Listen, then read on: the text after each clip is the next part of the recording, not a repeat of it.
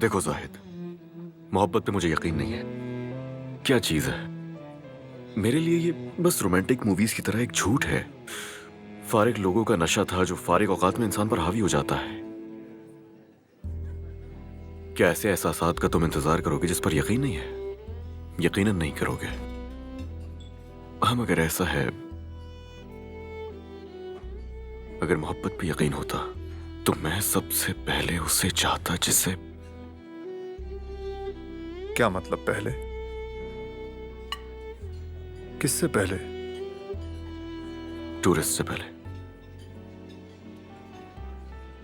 कौन सा टूरिस्ट? रूसी है?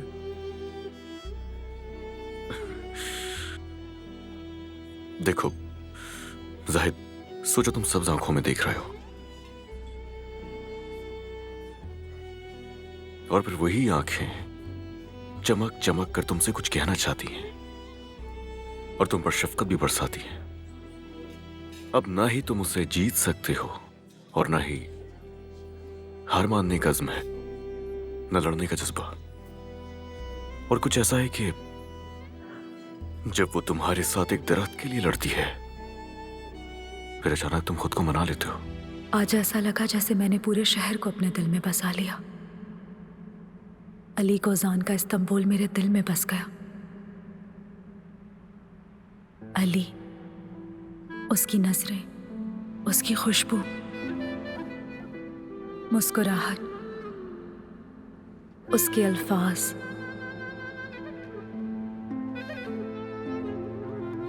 अली कोजान, क्या किया तुमने मेरे साथ?